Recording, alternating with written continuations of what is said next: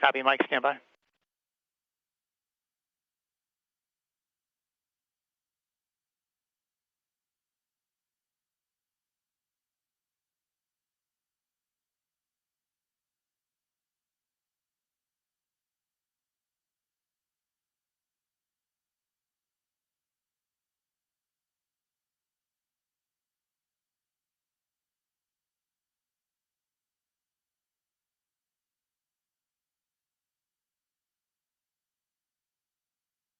Station Houston on 1. Mike, what you had called down is acceptable to us, so go as planned.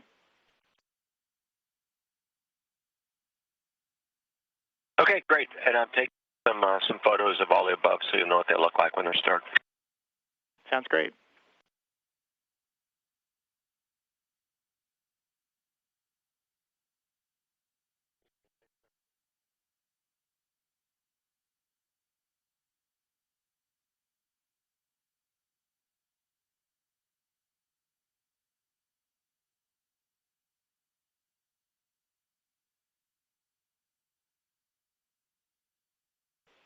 And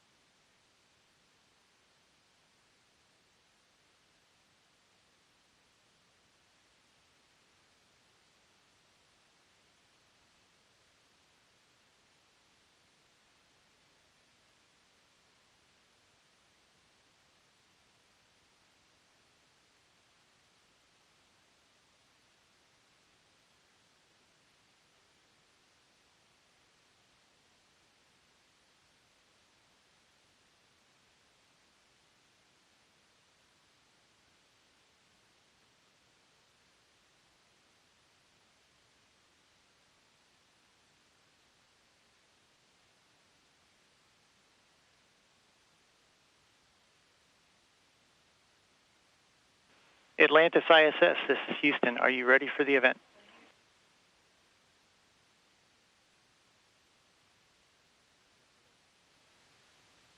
Yes, we're ready for the event. WBBM TV, this is Mission Control Houston. Please call Atlantis ISS for a voice check. Hello, check. Can you hear me?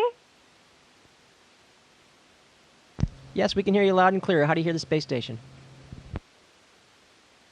I can hear you perfectly. Wow, that's amazing. It's so good to see all of you. I want to thank you for talking to us. And I want to start by asking a question to Sandra, if possible, because we know she's from downstate Illinois. Sandra, how meaningful is it for you to be a part of this last launch? Well, you know, we were so focused on the launch, the training during most of our preparation time, I hadn't really thought about it, but I will tell you it's an honor to be a part of any shuttle crew, and this one is really special because it is the last one. And we're just very busy up here, and I think it's going to hit us a little bit harder once we land there at the Cape and have to say goodbye to Atlantis for the last time. Wow, it sure is. What's next for the space program, and what is the impact for future generations without the space shuttle launches? Well, we're going to find out here next year. I think that there's one big capability we're going to miss up here on the International Space Station, and that's being able to return items like the Space Shuttle Atlantis is returning when we come back. Last year, there was a critical pump that failed, and we're going to bring it home so the engineers can take a look at it. Of course, when we lose the space shuttle, we're not going to have that capability anymore. But we are building new rockets. Some of our commercial folks are putting rockets together for us, so we'll be able to visit the space station again soon in a U.S. product. So what happens personally for you and your careers? What is your next operations involved without being able to go up in space? Well, it's not exactly correct. I mean, we have opportunities following this. We're going to continue to crew the International Space Station for the next decade at least. So we've got opportunities there to fly in space, and then we've got some great opportunities on the ground as well, supporting development of our next vehicle, which is going to go beyond low Earth orbit. And then we also have, a chance to contribute with the commercial companies as they come online to build vehicles that are going to come to the International Space Station. So there's going to be plenty for us to do. You know, that's interesting because I wanted to ask you that. There's so much talk about the commercial programs and sending private citizens into space. What do you feel about that? You guys are moving forward in advancing science. How do you feel about just us average Joes trying to do what you do? Hey, I think that's really important. The more people can get in space, I think the better. It's just an amazing place up here, and I'd like everybody to be able to experience it. The problem is right now it's very expensive to get people to space, and so the way we'll get more and more people have access to space is to bring that launch cost down. And so we're gonna try to do that, and as we do that, it'll make it cheaper to do important research up here on the space station, but also eventually someday it'll make it easier to have access to the everyday person to be able to get to space. What is your advice for young people who are interested in moving into your profession, and also just people in general who are interested in the space program? With all the changes going on right now, what do you advise them? Well, certainly keep tuned in because a lot of exciting things are going on. And for young people, you know, when we were all younger, we dreamed of being astronauts, and it seemed like a very remote chance or a remote idea. But if you work really hard, you persevere, and you follow your dreams, anything can happen. And here we are, testimony to that. So I would advise any young person, whether you're interested in being an astronaut or being involved in the space program or whatever your dream is, just give it a shot. Go for it. Believe in yourself. Work hard. You can do it. And for those of us who are maybe fantasizing about it now that there is talk of private people going into space, what is your advice for those people who want to get involved in the program? What's the coolest thing about actually being up there? It's fun to see you guys having anti-gravity effects. What would we expect?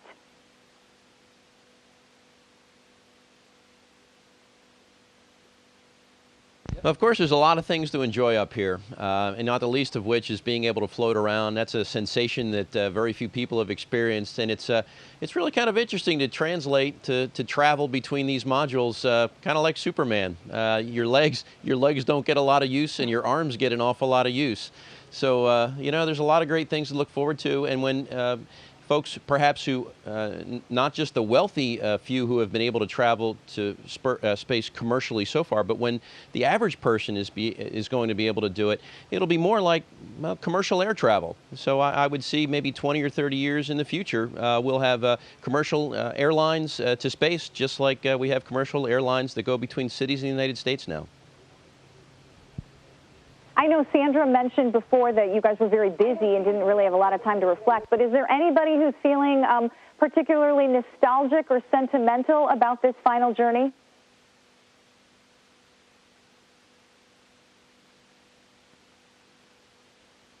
Well, as you know, we are very busy and we're concentrating on a mission, but every once in a while when it just quiets down for a minute, I remember sitting on the mid-deck the other day and thinking, wow, this is the last time this vehicle is going to fly. Here we are in space. So just in fleeting moments between being really busy, you kind of think, wow, this is really it. But boy, it's going to hit when we land and we'll stop, and when all the pressure's off of the mission and all the busyness is done, we'll reflect back and we'll realize that the space shuttle has completed its mission, and it's not a time for sadness; it's a time for celebration. It's had a storied 30-year career, and we're very, very proud of it. And so, I plan on when we get back to the ground, celebrating with everybody who's worked so hard on this program to celebrate the great achievements over the last 30 years. Well, thank you all so much for talking to us, and thank you for the wonderful work that you've been doing for us on behalf of the program. Thank you very much. We'll see you. Atlantis ISS, this is Houston ACR. That concludes the WBBM portion of the event. Please stand by for a voice check from KTVU TV. Here on KTVU Morning News, it is Thursday. It's July 14th. Sounds good. Stand by. Good morning, Pam Cook. Thank you for joining us. It's 6:26 right now. This is an incredible morning. Yes, it is. Because for almost a week, we've been showing you the incredible pictures of the crew members of the Space Shuttle Atlantis. Well, this morning, Pam and I have the privilege of talking to the shuttle crew live about their historic mission. Atlantis ISS, this is KTVU TV. Can you hear us? Yes, Space Station reads you loud and clear. How do you copy us? Copy that. We hear you. Good morning, gentlemen. Thank you, and ma'am, for joining us this morning. Tell us, okay, we've been talking about the barbecued chicken and the beans. What does it's called thermostabilized. Tell us about the food. How does it look? How does it taste? Actually, the food's pretty good. Some of it is sort of in the form of meals ready to eat that the military has, where it's a pouch, you just heat it up and you eat it. The thermostabilized is in a dehydrated sort of form. As well, it comes in that form. You just add water, put it in the oven, and heat it up, and that's good to go as well. And of course, we have our special meal we're going to be sharing with the space station crew, and we'll be having a very nice time and reflecting. We originally wanted it on July 4th, but we'll have it instead at this time. Well, just an observation, the four of you look terrific up there in space. We're so happy to be able to talk to you. But this is also the end of the shuttle mission. What are your thoughts now? The average person doesn't get a chance to talk to the space shuttle crew. You're winding down. This is the end of the shuttle mission. What are your emotions?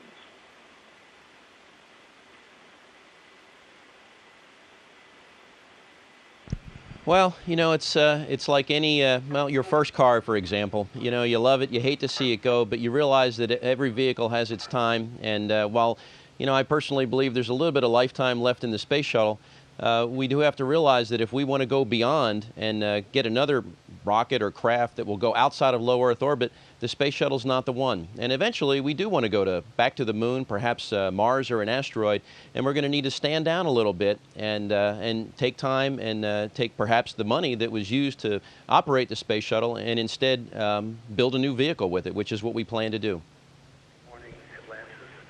That's certainly exciting to hear that, we intend to go back to the moon and Mars. What would you say is the most significant contribution that the shuttle program has made? Well, I can definitely offer you one. I think there were a number of great contributions the shuttle made, but we're here talking to you from one of the crowning achievements of the Space Shuttle program, and that's the International Space Station. The shuttle was integral in constructing, building, and putting all this together 210 miles above the surface of the Earth. So, we get to see this this work of art every day for the next several days, and it'll be here for years to come. So definitely the space station is probably one of the greatest achievements of the space shuttle. Well, we love you. We're pleased to talk to you. Final question. Have you thought of a Neil Armstrong type statement to make about this as it winds down?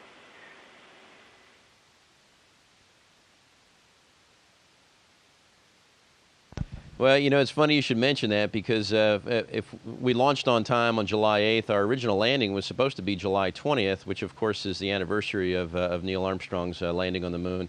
As it was, we've extended one day. We'll be landing on July 21st, a significant day nonetheless. And I've put some thought into how we're going to reflect on the moment, and perhaps we'll just save that till the wheels stop calling.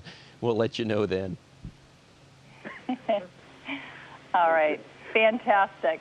Thank you so much. We are talking live to the astronauts there. Notice the Cal fan in the back. We appreciate that here in the Bay Area. Thank you very much for joining us. And have a safe trip home. Yes, please. Thank you so very much. Have a great day. Atlantis ISS, this is Houston ACR. That concludes the KTVU TV portion of the event. Please stand by for a voice check from WTXF TV.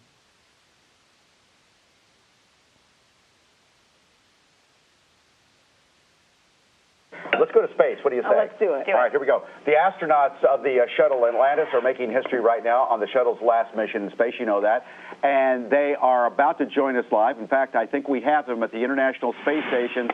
And there they are, just floating there. Hi, welcome to Philadelphia. Hey, it's great to be here, my hometown of Philly. How you doing?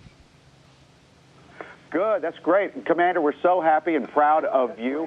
Now, we may talk to the rest of the crew, too, but we're going to concentrate on Commander Ferguson here. But we'll get to everybody eventually. I'm trying to look at you and look at their hair sticking straight up. That's Specialist Magnus, Sandy Magnus. So, Chris Ferguson, when did you first get involved in space? Oh, even better. That's awesome. You know, Philly's own Willow, or Will Smith's kid.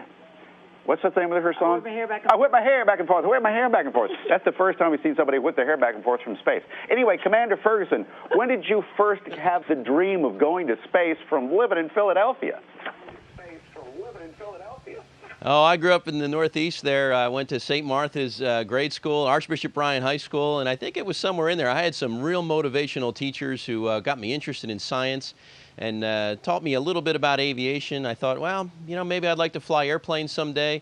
One thing led to another. I always had a fascination with the early astronauts and the Apollo program, and lo and behold, you just you put your nose to the grindstone and you keep your dreams alive, and you end up in interesting places someday. You're here. I'm telling you, I've done a lot of these interviews, well, a few of them from space. The technology now is amazing. The picture, guys, you look like you're in a studio, maybe in Omaha, Nebraska or something. The shot is so clear. Is this a hoax? Are you really in space still? See the hair? I don't know. We're going to have to do something for you. Yeah. I want to do it. I know. Oh, yeah, I can do that. Watch this. Can everybody float around for us? That was really cool, Chris. Look at her. That is so cool. Look at her. That is so cool. I think Sandy's hair is pretty much a dead giveaway. Wow. It is. Oh, there you go. There's a pose for you right there. That is so cool. Well, which way is the space station? Are you standing? Are you upside down? Actually, we're in the Japanese module right now. This is one of several modules. The space station is it's an incredibly large vehicle. It's weighs over 1 million pounds right now. And, if you have one of the unique opportunities like we have to, be 1,000 feet below and look up at this tremendous vehicle, it's just awe-inspiring. It's hard to believe that mankind has built this, and we get to live in it for a couple weeks. It's great. Every now and then you can see the space shuttle go over Philadelphia. What are you looking at right now? Like, for instance, right now, where are you floating? We're actually like I said, we're floating in the Japanese module, which is one of the wings that sits off the side of the space station. Of course, it's a series of tubes that stick together. But when you see the space station fly over, it's a very bright light. What you're usually seeing is the reflection off the large solar arrays that are about 300 feet long. So that's what you typically see. Yeah. So where is the space station right now over the Earth? Wow, that's a real good question. We actually have this real neat computer application that tells us where we are in the world, because sometimes just by looking out the window you can't tell. But right now we don't have it up, so honest to goodness, we can't tell you where we are over the Earth. But if we went to a window, we could find out. Well, listen to this. I've been told you're over the Northeast Atlantic. You're just west of England. Oh, European pass. Fantastic. You know, Rex here is just an expert in geography, and all he has to go down to the cupola, which is kind of like a fishbowl, if you will, to allow us to look out the bottom of the space station. And Rex can usually pick out exactly where we are at any given moment. That's kind of cool. Oh, say, did you take any tasty cakes up there? And if you did, which one do you like? You know, first thing we're going to do is maybe get Sandy to go back and open one of these windows behind us. We'll let you look out the window a little bit. Did I take any tasty cakes? Unfortunately, no. But believe me, I am a lifelong fan of tasty cakes. Okay, now we have some video of you folks eating breakfast. What did you have for breakfast? I'll tell you what. Let me pass the microphone around a little bit. This is Doug Hurley, the pilot. Let's talk to him. He'll let you know. Let's see. I had oatmeal with brown sugar this morning, and I think somebody else had eggs, and I don't remember what Rex had. A sausage patty. And a sausage patty. So, you know, pretty good hearty breakfast. No, we don't. A lot of our meals are kind of, you know, similar to military meals ready to eat, so they're in pouches or bags, and some of them you have to add water to, and we have a small oven in the shuttle where we can heat things up, both you know, food, and we can get hot or cold water out of the dispenser right above it. So it's a pretty nice setup, and the food is really, really good. Sandy, your face is turning red. Is that the blood running for rushing to your head? And what are you looking out behind? What's out the window? A lot of water. Most of the time when you look out the window up here, there's just a lot of water, and occasionally you'll go over a continent. You know, it only takes us 90 minutes to go around the world, and so we get a sunset and a sunrise about every 45 minutes. When you're over the Sahara, it's very, very dramatic. There's a lot of browns and oranges and tans and beiges. It's really beautiful. The Caribbean is really beautiful. But right now we just see a lot of water out the window. Yeah. You know, as Bette Miller once said, from a distance. Oh. No, I won't sing. So I always wondered what you wear. But we've had some people tweet us this morning, want to know. By the way, congratulations, they say, to Commander Ferguson. We're all proud of you. Everybody who ever went to Archbishop Ryan High School. So that's one thing. I'm not going to ask this, but they always ask you, how do you go to the bathroom and stuff like that. You want to know? Yes. My co-anchor, Chanel Marie Jones, Thanks. wants to know, how do you go to the bathroom? How do you? Do you go in the suits?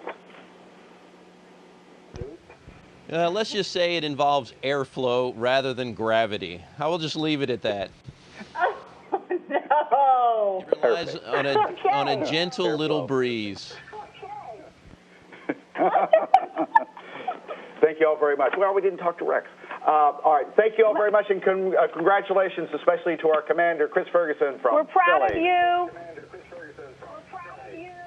Hello to my family and friends in Philadelphia, Drexel University, Archbishop Ryan. Go Philly.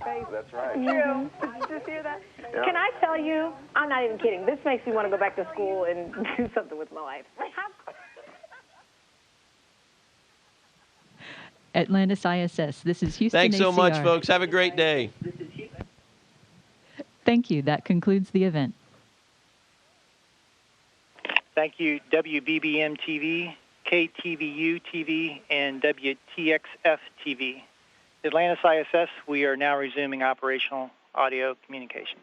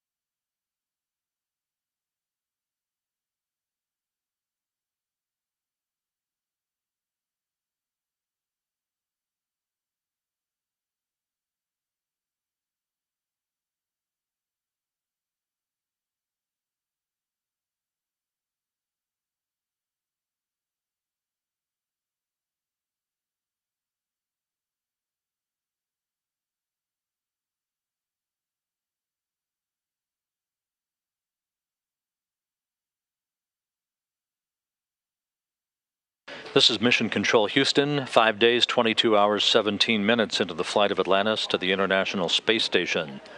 With the completion of our second set of interviews with Atlantis' astronauts now complete, we will look forward in about 14 minutes to the first airing of the video that was acquired through cameras on the solid rocket boosters, the solid rocket booster video that was acquired for Atlantis' final launch and the last launch in shuttle program history last Friday at 10:29 a.m. Central Time from the Kennedy Space Center.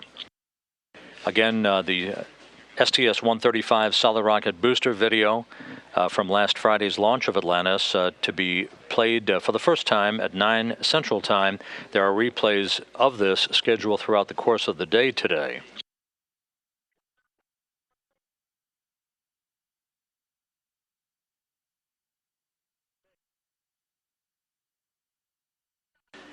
Here in the shuttle flight control room, a shift handover has just begun as the Orbit 2 team, led by Flight Director Rick LeBrode, working banker's hours during this mission, about to take over from the lead shuttle flight control team, the Orbit 1 team that has been on console since 12:30 this morning.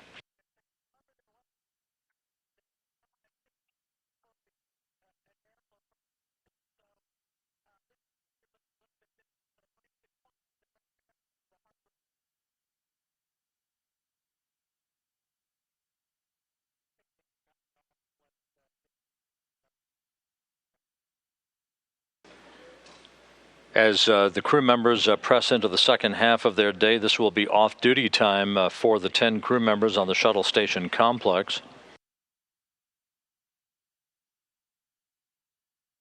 This is the first opportunity since Atlantis docked to the station Sunday morning for the crew members to catch up on some work, to essentially relax and take a breather and enjoy the view of Earth from orbit with their station counterparts.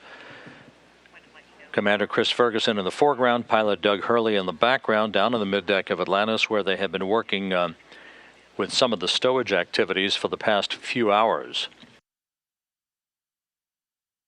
The shuttle station complex is orbiting 246 miles above the Earth, crossing over the Sahara Desert, moving from northwest to southeast across the eastern portion of Africa, soon to cross over into the Indian Ocean and across the equator.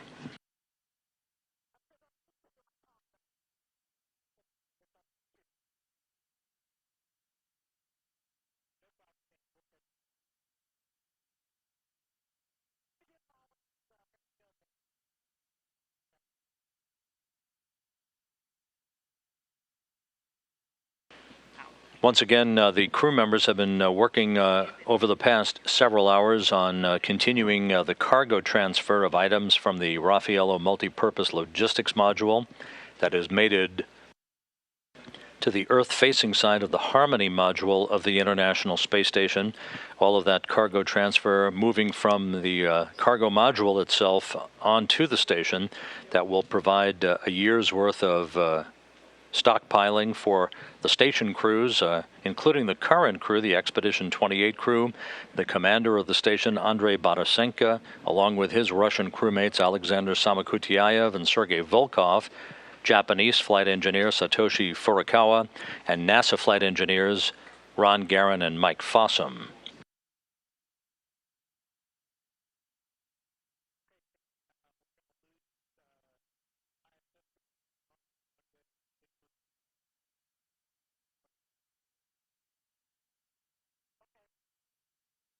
On the big loop, I was looking at the procedure, and all it really says is apply the clear pen to the sensor. So I guess I wanted to make sure. I guess I wanted to figure out what exactly that means. I'm looking at the end of this pen, and it looks kind of like.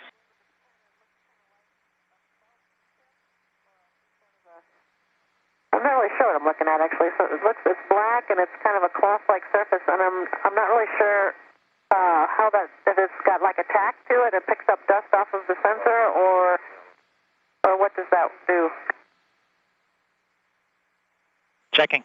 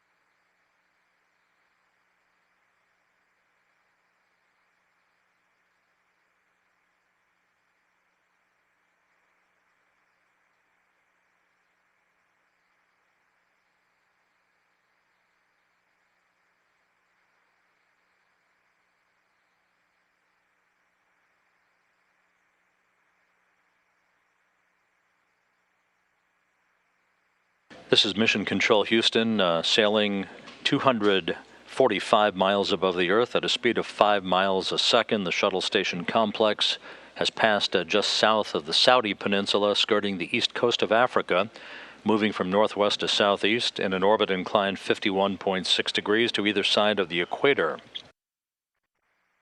Everything going extremely well on board the two spacecraft. This has been a day so far devoted to some in-flight maintenance on the station side.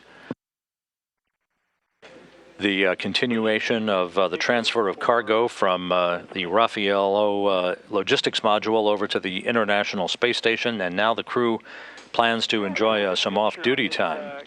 Cleaning that you're working on is in step 3, you're going to put the sensor clear loop over where the lens mounted, and then the sensor clear pin would be put in the window of the loop, and then you gently dab the dirt with the pen.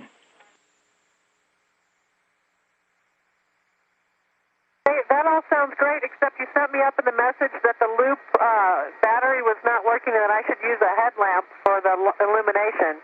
But it sounds like big picture, the end of this pen gets very gently dabbed on the sensor, and that'll pick up whatever debris on there. Is that correct? That is correct.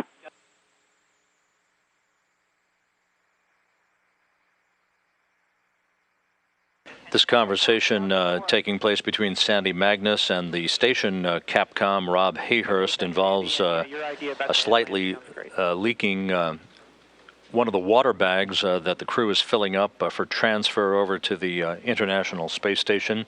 A slight leak at the point at which the bag is sealed off. Magnus plans to use some towels to dab off the leaky portion and to seal that up so that the bag can be usable over on the station side. One of a multiple number of bags that are being filled up with water and brought over to the International Space Station. One reminder, programming note coming up in 4 minutes.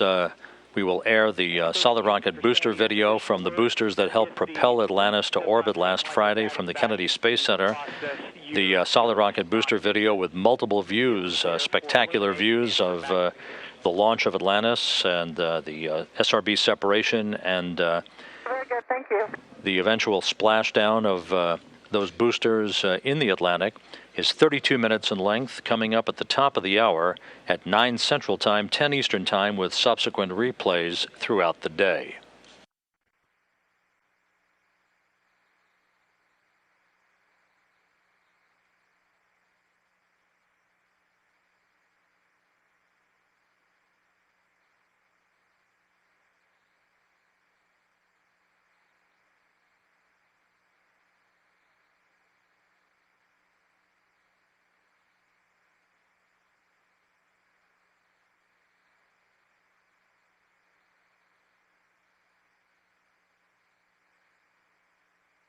Station 1 for CWC. Go ahead, we're with you in the big loop.